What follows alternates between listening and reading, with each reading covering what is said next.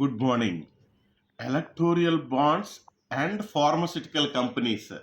Doctor Iqbal garu article సమాచారం నిమిత్తం ఈ ఇన్ఫర్మేషన్ బీజేపీ అదేవిధంగా ఫార్మస్యూటికల్ కంపెనీస్ మధ్య ఉన్న నెక్సెస్ అవినీతి కలయిక ఏంటనేది స్పష్టంగా దీంట్లో తెలిసింది.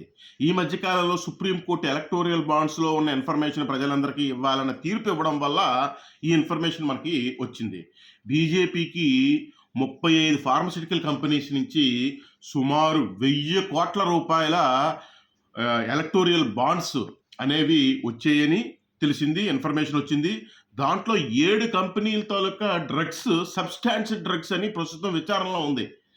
ఇలాంటి కంపెనీస్ బీజేపీ ప్రభుత్వానికి 1000 కోట్లు ఇచ్చాయి. ఒక్కసారి the context and timing of contribution of these electoral bonds అనేది ఒకసారి మనం ఎగ్జామిన్ చేస్తే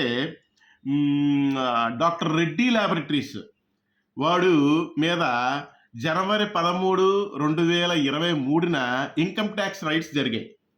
జనవరి 17వ తారీఖు నాడు రెడ్డి ల్యాబొరేటరీస్ వాడు ఎలక్టోరియల్ బాండ్ కాంట్రిబ్యూషన్ బీజేపీకి ఇచ్చాడు.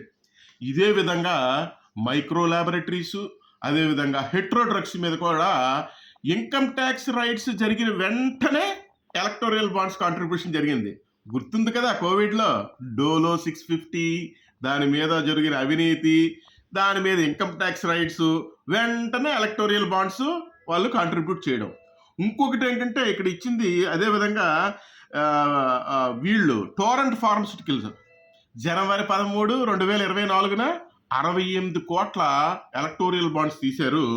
వారికి 1640 కోట్ల టెండర్ని, పవర్ సబ్సిడీ టెండర్ని ప్రైమ్ మినిస్టర్ కుసుమ్ ప్రాజెక్ట్ కింద అప్పనంగా అప్పచెప్పారు. ఎప్పుడు కంటెక్స్ట్ టైమింగ్ చూడండి, 68 కోట్ల ఎలక్టోరియల్ బాండ్స్ ఇచ్చిన తర్వాత 1640 కోట్ల ప్రాజెక్ట్ని, టెండర్ని టోరెంట్కి అప్పగించారు.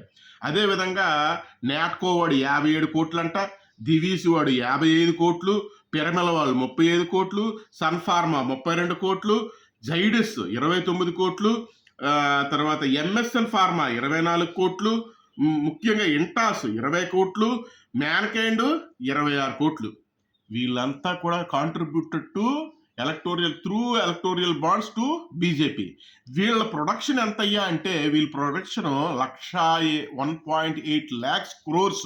వీళ్ళు దినదినాభివృద్ధి, ప్రజలను దోపిడీ చేసుకోవడానికి 1.8 lakhs crores వీళ్ళు ఈ విధంగా ప్రొడక్షన్లో వస్తుందంటే నిత్యావసర మందుల ధరలు వీరు ఏ విధంగా పెంచడంలో గవర్నమెంట్ పాలసీస్ మొత్తం వీళ్ళకి అనుకూలంగా ఉండేటట్టు ఏ విధంగా చేస్తున్నారనేది ఈ నెక్సెస్ మనకి చెప్తుంది. ఒక పక్క ఏమో జన ఔషధి, ఆయుష్మాన్ భారత్, తక్కువ ధరకు మందులు, ఇలాంటి సొల్లు కబుర్లన్నీ చెప్తున్నారు.